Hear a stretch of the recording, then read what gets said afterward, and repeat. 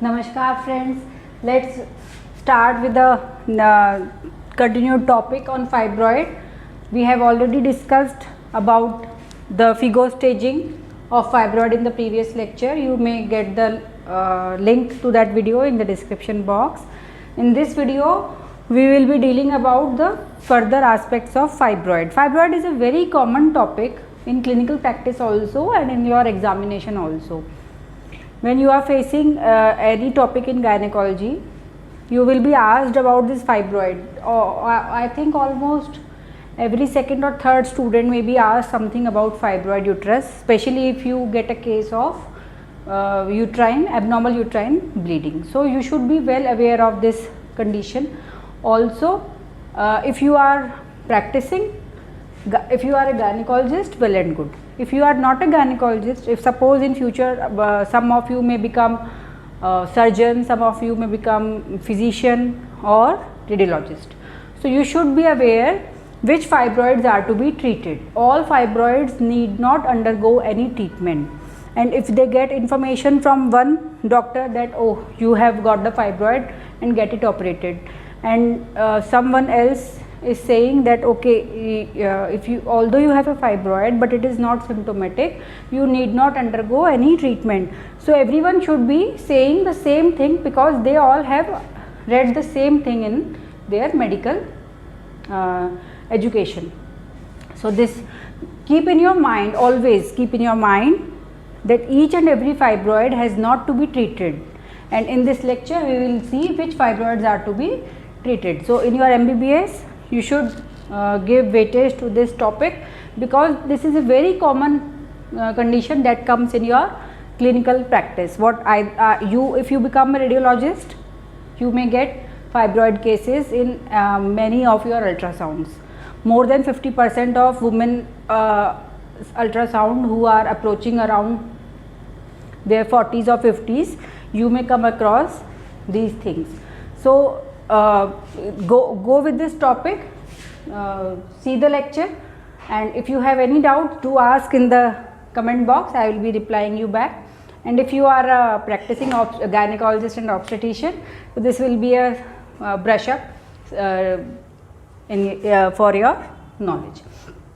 So first of all, what are the secondary changes that may occur in fibroid? So number one is atrophy. When atrophy is seen, mostly it is seen in cases of postmenopausal. ठीक है, postmenopausal atrophy is seen, and sometimes there may occur reddish discharge if it is a submucosal fibroid. So in case of postmenopausal, atrophic changes are seen because of the in case of menopause occurs, hormones they are all gone, and what happens, the size shrinks. So this is the atrophy, number one. Then is a calcareous degenerations. What happens, there is a calcium and phosphate deposition. Mostly they are present in the blood vessels that are supplying. So they are mostly seen in the periphery, and sometimes in very old age women, what you see, the calcification is seen in the inside also. So this is the calcareous degeneration, nothing to worry about. It is because of the long standing fibroid and this calcium deposition in the veins, this arteries and veins, venous system. So these are also called as worm stones. Earlier worm stones you can say. So you should be aware about this term, you may get in your MCQ. Now what is, nothing to worry about clinically. If a woman comes, 70-80 age old woman comes with this uterine calcification, assure her nothing much worry because it is in the fibroid only. Now what, red degeneration. Red degeneration is it is mostly seen in case of pregnant uterus.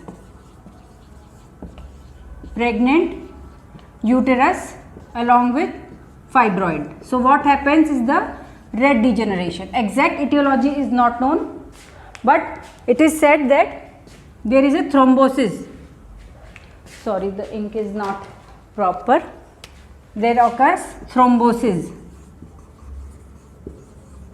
of the arteries and it causes the red degeneration. It becomes bluish in color, purplish bluish, and it is a painful condition. She may come as acute abdomen. She is pregnant and mostly in later part of pregnancy this happens. So what you will be getting, the uterine size may be more than the period of amenorrhea because of the fibroid associated with pregnancy. And there is a acute abdomen. She may also complain about having vomitings. There may be fever and there may be other signs. If you investigate, her TLC may be high, but remember this is an aseptic thing. This is an aseptic thing. It resolves on its own with time. And what you have to give? You have to take care of her pain. You have to give analgesia and you have to maintain her hemodynamic status. So also this has to be differentiated from abruptio placentae.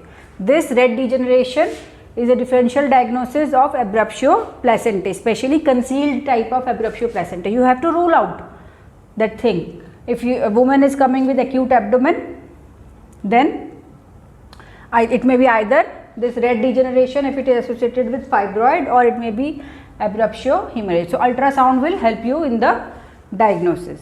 Now what next? This red degeneration may also be seen in cases of large fibroids and in women more than 40 years. So it may be seen. It's not the only thing that it is only seen during pregnancy. It may be seen in women more than 40 years, but it is rare. Most common is association with pregnancy. Now what is sarcomatous change? It is very rare. Don't afraid. Don't put her to treatment of fibroid only with the fear that she may undergo sarcomatous change and there are more chances of malignancy. It is very rare. It is less than it is even less than 0.5%, less than. And on examination it is yellowish color, yellowish greyish. It is friable as compared to hard feel of leiomyoma. This sarcomatous change, it will be appear yellowish and greyish and it is friable. It is very rarely seen, and so you should not subject each and every woman with fibroid for treatment just because of the fear that she may develop sarcoma later. But what is more important, if you observe there is a rapid increase in the size of uterus, if you observe there is a rapid increase in the size of this fibroid, what is the criteria? Now what is the criteria of rapid increase? So criteria is in less than 1 year, how much increase is gain in the, if it is 6 weeks gain in the uterine size in less than 1 year. This is the definition. If you see, observe that okay, this woman is developing fibroid in the at this rate, then you should subject her to surgical treatment. So for example, if a woman is having 12 weeks uterine size on first examination, and after around, if she comes at 8 or 9 months later for follow up, what happens? You see that it is 20 week size now. Okay, so it is more than 6 weeks gain in less than 1 year. So you should subject her to surgical treatment. So this is important. What is the definition or criteria of rapid gain? So sarcomatous change is rarely seen, and if you think there is sarcomatous change, or if you think that there may be a possibility, then you should subject her to surgical treatment. What is sarcoma? Is highly malignant and it spreads very rapidly through the blood vessels. Now, in cases if woman is having postmenopausal bleeding and she had a history of fibroid, if she develops postmenopausal bleeding, you have to rule out this sarcoma, as well as you have to rule out endometrial carcinoma, because both are because of higher estrogen. This myoma and endometrial carcinoma, they have the similar etiology, high estrogen levels. And also, if you have to subject a woman for hysterectomy in case of this abnormal uterine bleeding with fibroid, one prerequisite which has to be followed, it should be a protocol that you should subject her to endometrial biopsy first. Endometrial biopsy first before taking her to hysterectomy. You can, if you have a frozen section facility, you can do it simultaneously, but if you are not having a frozen section facility in your premises, then go subject her to endometrial biopsy first, because there is a association of around 3% of women having endometrial carcinoma along with leiomyoma. So, subject her to endometrial biopsy. Explain her that why we are taking this endometrial biopsy before subjecting her to hysterectomy. So, it should be a protocol which should be followed to avoid any complications at later stages. Now, what next? These are the changes. Some complications that woman who is having fibroid may undergo. Number one is torsion. Complications में आ जाते हैं. First is the torsion. What is the torsion? It when it is seen, number one, in cases of which this pedunculated subserosal, which is outside the uterine cavity. This is the uterus. There is somewhere fibroid here, and it turns on its long axis. This is the long axis. It rotates on its long axis, and the venous drainage is obstructed first. Venous drainage is obstructed, it becomes congested, and this is called torsion. When this structure rotates on its long axis. So, it is more commonly seen in cases of pedunculated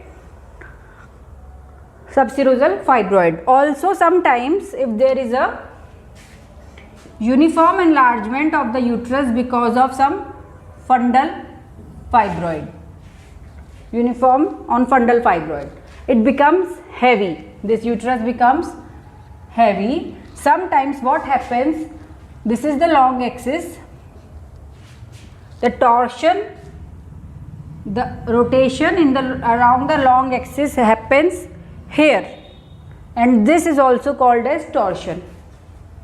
This is also called as torsion. So, this is also possible. So, torsion, this is acute abdomen, urgent laparotomy, and first of all give her emergency care, maintain her hydration, her hemodynamic status, and go for a urgent laparotomy.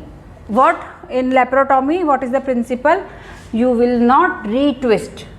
You will not retwist it, because it may lead to sepsis and also DIC later on.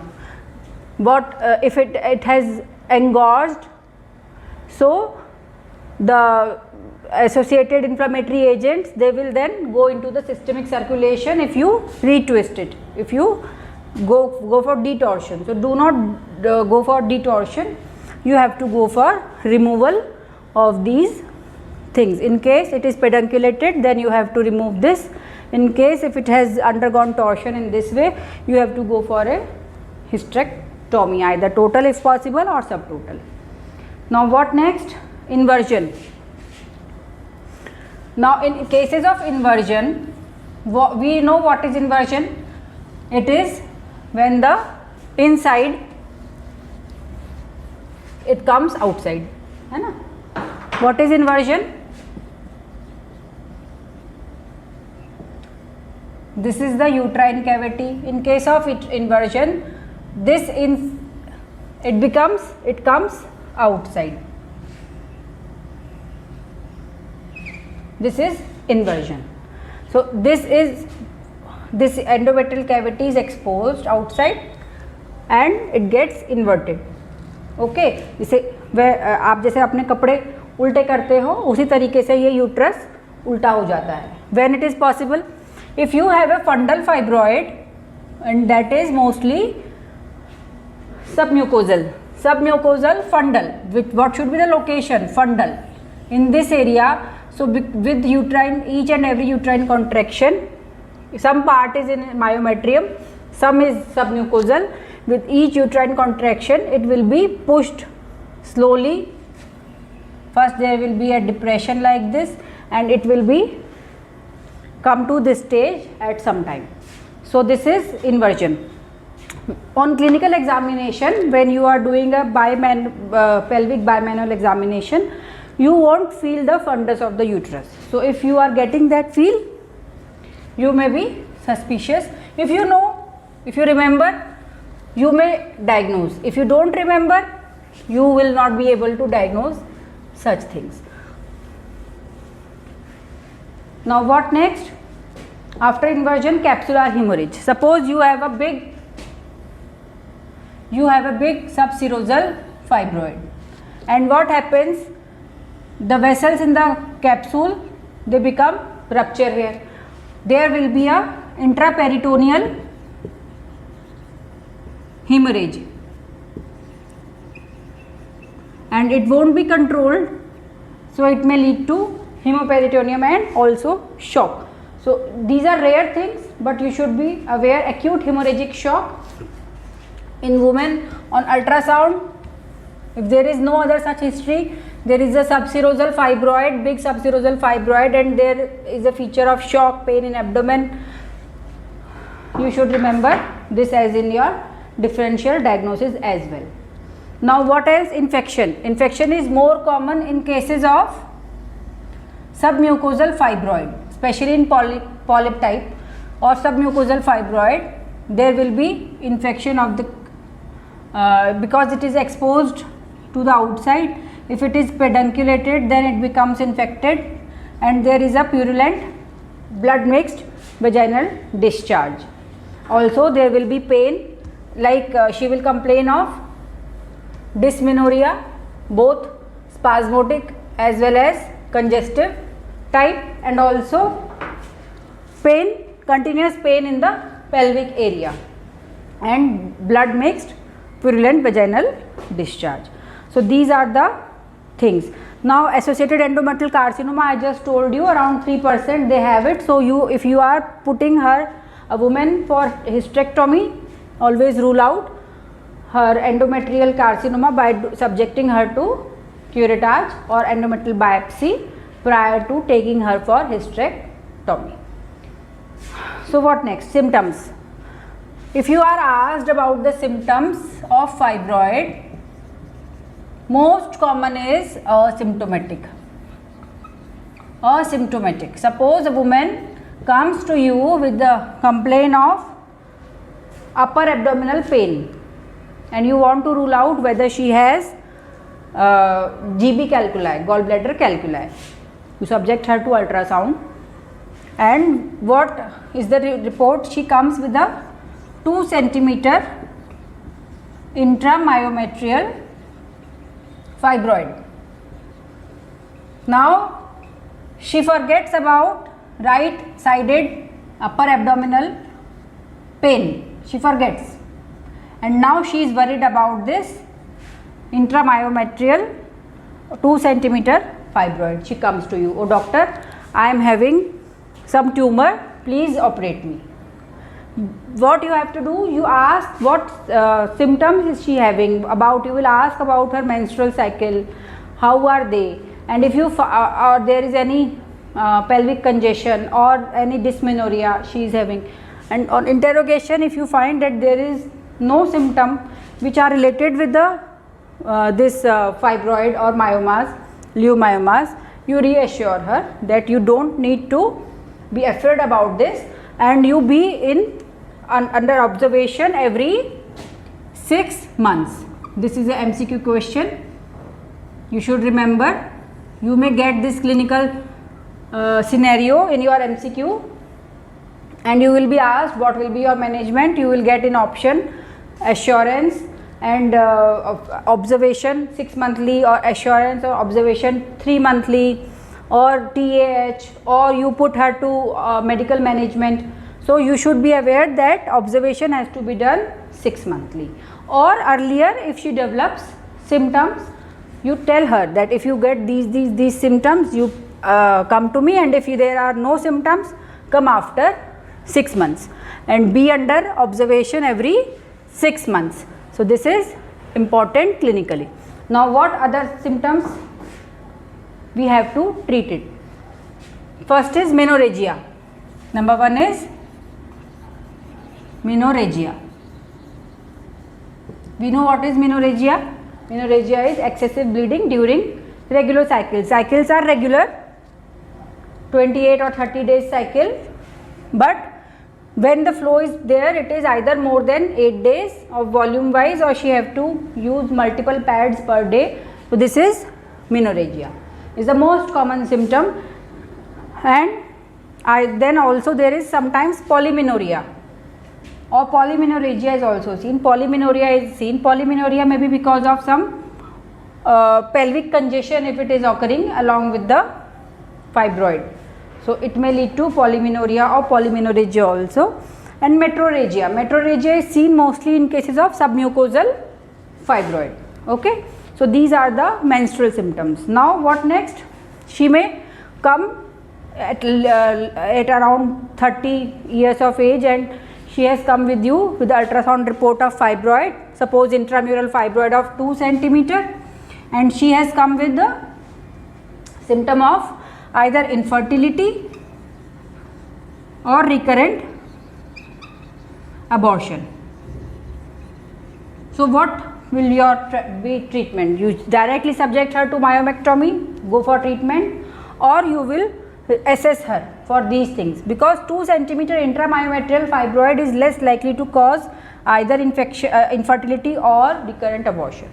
Infertility, if it is fibroid is more than 4 centimeter, may cause this infertility, either because of the, if it is near the subserosal, will not cause anything. No, it is not responsible. In more or less it is towards the endometrial cavity, submucosal. It is related with either infertility or recurrent abortion, because it alters the endometrial cavity. So it prevents either implantation, or if implantation occurs, poor placentation if it is occurring on this, and it may lead to recurrent abortion. So more the fibroid is towards the endometrial cavity, more it is may be cause of infertility or recurrent abortion. But if you subject her to myomectomy in cases of fibroid with these symptoms, only 40% will be benefited.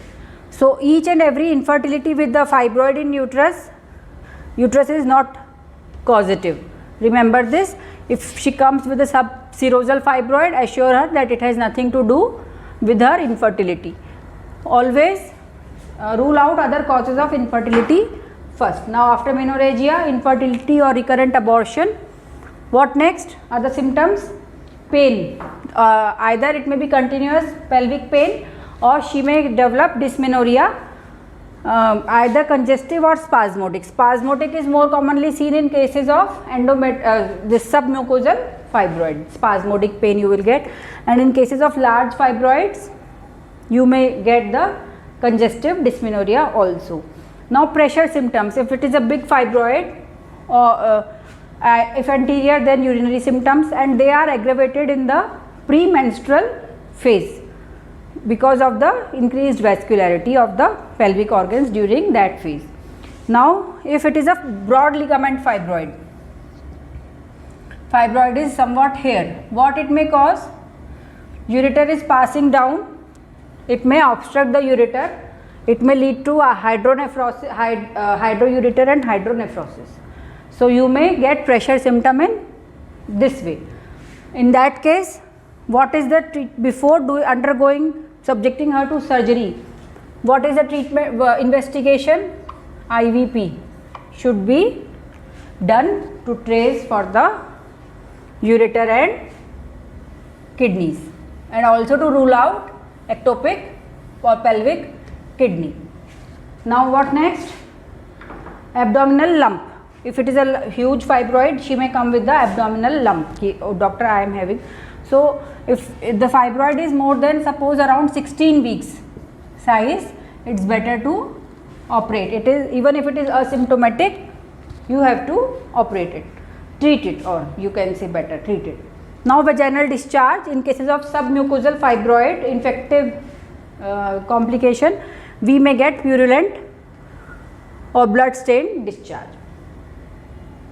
So as many as around 50% of the women, they are asymptomatic. Always remember, if the examiner asks you, okay, what is the most common presentation of a fibroid, you will not utter pain or menorrhagia or anything else. You will say almost 50% of fibroid uterus are asymptomatic. The most common presentation of fibroid is asymptomatic. If you utter this, examiner will understand that you know the basics, and the examiner will be impressed. So always remember, these are the few questions, tricky questions that you should be aware of. This most common presentation of fibroid is asymptomatic, and especially if you are a postgraduate, you should never miss it. So we have seen one by one about the these symptoms of associated with fibroid. Now what are physical signs of fibroid? On bimanual pelvic examination, what you will be, there is a uterine size, it is more, and it is mobile, it is freely mobile, adnexas are clear, it is non-tender. Sometimes if it is multiple fibroid, there may be asymmetrical enlargement, but if it is a single fibroid, it is symmetrical enlargement. Also, in cases of the more the fibroid is towards the endometrium, even if it is small, it is more symptomatic, and more it is towards periphery, even it is big, it may not be symptomatic. So remember these small principles. In cases even a 0.5 centimeter submucosal fibroid will be more troublesome to the woman as compared to the 10 centimeter subserosal fibroid. You should be aware about these small things. These are the basics, and as fibroid is the one of the most common things come in clinical practice. So what you have to differentiate fibroid from? So what are the differential diagnosis? If you are getting uterine enlargement, keep in your mind that the differential diagnosis of pregnancy. Maybe if uterine enlargement, there is menorrhagia, she has come to in first cycle only, it may be because of pregnancy or abortion. Ask in detail about the history of use of any abortifacient, or it may also be seen in cases of vesicular mole also. So always pregnancy is the differential diagnosis, but usually what happens, you do not get this recurrent or progressive menorrhagia, which is a classical symptom of leiomyoma. She may come with the first episode of menorrhagia only. She may have a uterine enlargement, she may conceal that she was pregnant, and you have to keep in mind this possibility. So Now what is next thing? Hematometra. What is happening mostly in, it is seen mostly in postmenopausal, sometimes in premenopausal also, but there is some history of intervention done which causes cervical stenosis. So there is a history in case of premenopausal. In case of postmenopausal, it is easier because it is not associated with any sign of menorrhagia. It is only uterine enlargement. She may come with pain, uterine enlargement. She is postmenopausal. You may confuse that this is fibroid. But uterus on examination is tender in case of hematometra. Cervix is pinpoint, and in cases of premenopausal, there may be a history of amenorrhea with uterine enlargement, and there is a history of some intervention which may has caused cervical stenosis. So what next are the adenomyosis. Adenomyosis is also menorrhagia, painful menorrhagia. So you may confuse it.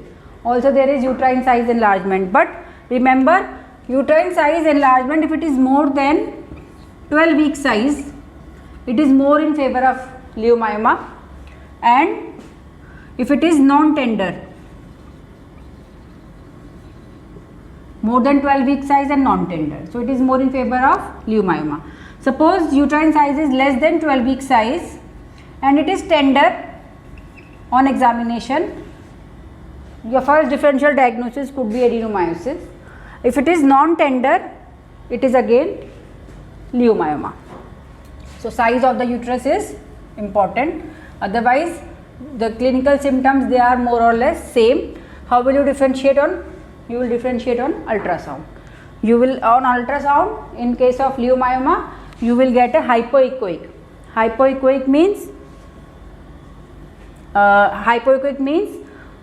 a darker view. Suppose this is the uterus is seen and you get an area here on ultrasound which is less dark, less black, less dark, you can say less dark, or what, it's not exactly less dark, it is blackish, more blackish as compared to the other uterine. So this is hypoechoic, less of the waves are reflected, so it will be darker as compared, it is more black as compared to the other uterine tissue. Sorry, it is not less dark, it is more dark. But in case of, and it is symmetrical mostly. In case of adenomyoma, what you get?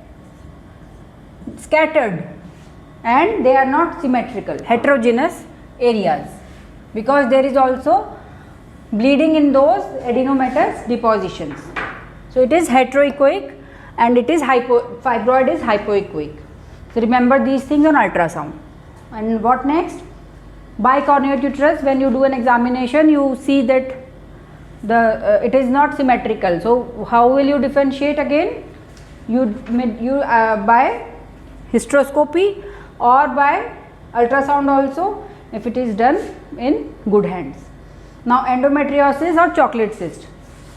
What is, if you get a, what is the important thing? Uterus is of normal size, it is fixed to the mass, and uterus in itself is not tender, that mass may be tender.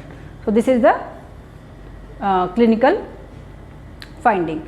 Now ectopic pregnancy, any case of abnormal uterine bleeding, always remember ectopic pregnancy has to be kept as a differential diagnosis.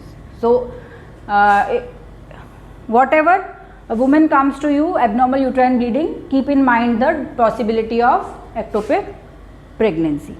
Now chronic PID, it is pain is there in her symptoms. She may have menorrhagia or menometrorrhagia or polymenorrhea, but on clinical diagnosis, on clinical examination, you will be finding that uterus is of normal size and it may be fixed. It may be tender and fixed. It is not easily movable. Now benign ovarian tumor, you have to differentiate it from this broad ligament fibroid or subserosal large fibroid. You may have But what is more important? On movement of the uterus, that mass is moving. So the mass is moving on moving the uterus. So this is the clinical presentation of which differentiates clinically subserosal fibroid from benign ovarian mass. Malignant ovarian tumor, you should not be confusing about fibroid uterus from malignant ovarian tumor. You have to be very specific, but keep in mind malignant ovarian tumor also you have to rule out when you come across case of broad ligament fibroid or a subserosal fibroid. You have to also, on ultrasound you can get the differential diagnosis cleared. What? Endometrial cancer, in cases of abnormal uterine bleeding, if she is having and you want, and this should be a co-diagnosis as well in cases, in around 3% of the cases. Always remember, this is not only the differential diagnosis, this is maybe co-diagnosis also. So endometrial cancer should be in your mind if you are taking a case of fibroid. And myomatous polyp, in case of uterine polyps, I have taken the thing in detail. On pelvic kidney, sometimes there is a mass on pure vaginal examination, nothing else are the findings, then it may be because of pelvic kidney. There are no menstrual symptoms, only on examination. Suppose she has come for routine examination and you find it, then you may confuse. So ask all about her menstrual history in detail. So investigation, most important is you have to do her blood counts to rule out anemia, which is because of persistent menorrhagia over a long period of time. And also what? Ultrasound is the diagnosis. It diagnoses almost all these fibroids. You may subject her to MRI and all other fancy things in such cases, but they are very rarely indicated in clinical practice. Ultrasound confirms the diagnosis and then you can approach for her treatment. In hysterosalpingography, if she comes with a complaint of infertility, then yes, you should subject her to hysterosalpingography to rule out polyps which are not even evident on ultrasound. So or sonohysterography. And what else? DNC should be done as an investigation if you want to subject her to surgical treatment, or even in cases if you want to put her on medical management, then also you should rule out as this endometrial carcinoma. And these are the CT scan and all MRIs, they can be done, but they are not of very much clinical importance. Ultrasound is sufficient to reach a diagnosis. So these are about the thing. Now in the next part, treatment, I will be dealing in the next video. And if you have any queries regarding the topics that has been covered in this video, please write down in the comment box. I will be happy to reply. And if you like the video, please share among your friends and subscribe to our channel to be in touch with us. Thank you.